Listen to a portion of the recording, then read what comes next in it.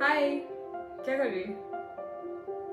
हाँ यार, मेरे साथ भी सेम प्रॉब्लम है। मतलब मैंने भी टाइम टेबल बनाया था। आई वॉज लाइक कि मेरे को थोड़ा ना डीटी टफ पड़ता है, तो सोचा था पहले डीटी कर लूँगी फिर आईडीटी कर लूँगी एंड देन ये दोनों हो जाएंगे तो थोड़ा सा इनके रिविजन के साथ I will start with the FR या फिर एसएफएम। ऐसे पूरा एक टाइम टेबल बनाया था। नहीं, 2-3 दिन मेरा भी फॉलो हुआ, उसमें कोई प्रॉब्लम नहीं आई। बट अभी कैसा हो रहा है ना, जो जितना सोचा था कि आज इतना मेरा टारगेट खत्म हो जाना चाहिए, आज ये वाला लिखने का होना चाहिए, ये एनालिसिस, मतलब नहीं हो रहा है यार। फर्स्ट डे ठीक था, सेकेंड डे मतलब थोड़ा सा छूटा, फिर थर्ड डे और थोड़ा सा छूटा और एक डिमोटिवेशन सा फील होने लग जाता है कि यार कितना छूट रहा है, जो सोचते वो कभी कंप्लीट ही नहीं हो पाता। पता नहीं, अभी फिर से एक बार सोच रही हूँ, एक बार फिर से फ्रेश स्टार्ट करती हूँ, फिर से एक बार टाइम टेबल बनाती हूँ, रीस्टार्ट करके देखती हूँ मे बी। बट अब नहीं हुआ तो यार फिर तो जैसा चल रहा है चलते रहने दूंगी, पढ़ती रहूंगी, फिर क्या ही मतलब नया प्लान बना के। हेलो एवरीवन, तो आपको भी अगर यही सारी प्रॉब्लम आ रही है जिसमें ये है कि भैया टाइम टेबल तो बन जाता है लेकिन फॉलो कभी हो नहीं पाता है, डिमोटिवेशन आता रहता है, फिर हम ये सोचते हैं कि हमारा टाइम टेबल क्यों फॉलो नहीं होता है। So this are the 5 reason I am telling you. और अगर आप अब इनिशियल फेज में अपनी स्टडी स्टार्ट कर रहे हो, क्या या तो इनिशियल फेज है या फिर आपको बहुत लंबा गैप हो चुका है, अब आप रीस्टार्ट कर रहे हो स्टडीज, ये सारी के सारे टिप्स आप अपने टाइम टेबल में बिल्कुल अप्लाई करना and you will find time table follow होने के लिए ही बनता है। पॉइंट नंबर 1, हमारी एक आदत होती है कि एक सब्जेक्ट लेके चलेंगे, 10-15 दिन क्या करेंगे, उसी सब्जेक्ट को खत्म कर लेंगे। लेकिन मैं कहना चाहती हूँ वेट, हमारा जो माइंड है ना मोनोटोनस हो जाता है अगर हम एक ही सब्जेक्ट पे अटके रहते हैं तो हमें क्या करना चाहिए, अगर आपका जो भी स्केड्यूल है, फॉर एग्जांपल अगर आप 7 आवर्स दे सकते हो, 6 आवर्स दे सकते हो अपनी स्टडीज में, तो ये 6 आवर्स को इक्वली डिवाइड करो कितने में, 2 सब्जेक्ट में। अब मैम ये 2 सब्जेक्ट कैसे होंगे, एक होना चाहिए प्रैक्टिकल और एक होना चाहिए आपका थ्योरेटिकल, ताकि माइंड को कुछ चेंजेस भी मिलेगा। ठीक है, थ्योरी वाला सब्जेक्ट आप मॉर्निंग में ही रख के चलेंगे क्योंकि मॉर्निंग में लर्निंग इज वेरी इजी। ठीक है, और प्रैक्टिकल सब्जेक्ट आप क्या करेंगे, दूसरे फेज में आप लेके चलेंगे।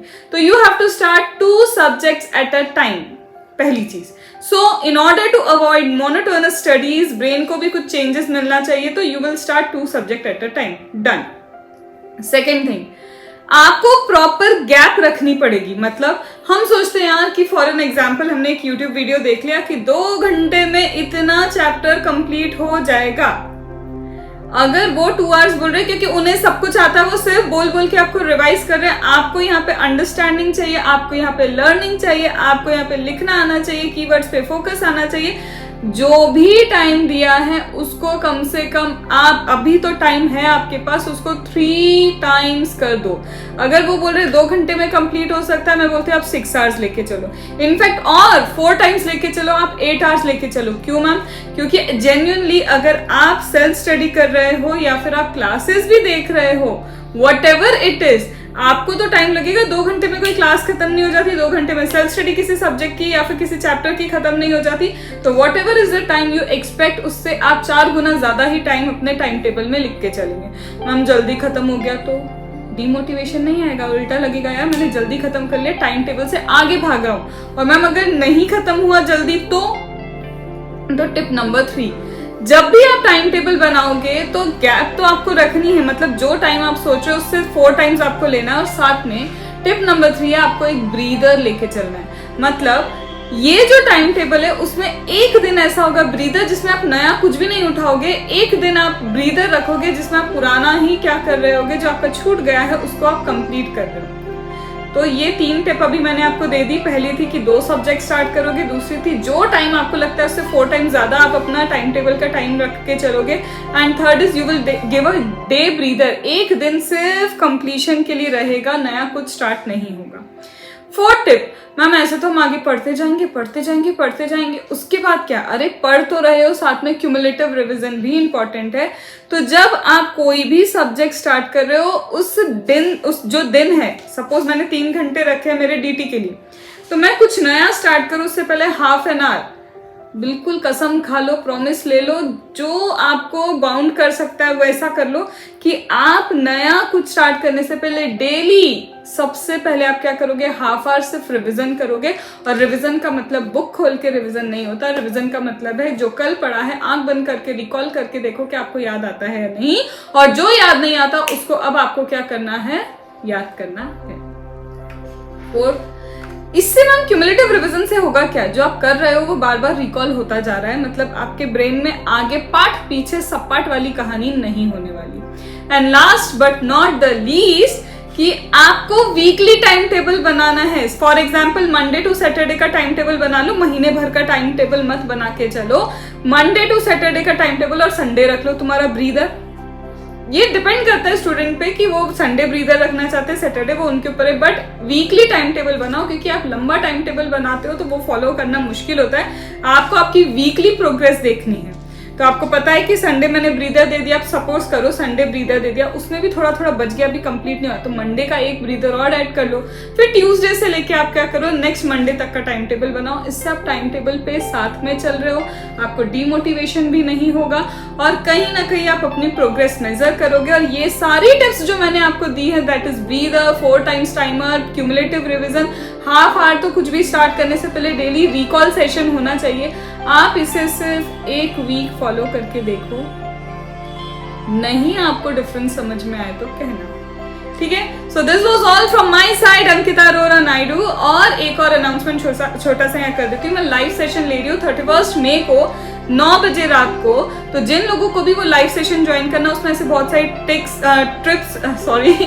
टिप्स वगैरह हैं, स्ट्रेटेजीज हैं जो एग्जामिनेशन स्कोर करने के लिए होती हैं। उसके अलावा हम मेंटरिंग में क्या कर सकते हैं, क्या नहीं करते हैं, मेंटरिंग की पूरी डिटेल होगी, क्लास की पूरी डिटेल होगी। आपको जो पूछना है आप वहां से मेरे से पूछ सकते हैं, whether it is student of CA final और सीए इंटर, फिर चाहे वो एफआर सब्जेक्ट के रिलेशन में हो, एसएफएम सब्जेक्ट के रिलेशन में हो, चाहे वो आपका ऑडिट हो या फिर आपका डीटी आईडीटी हो, आप मुझसे पूछ सकते हो।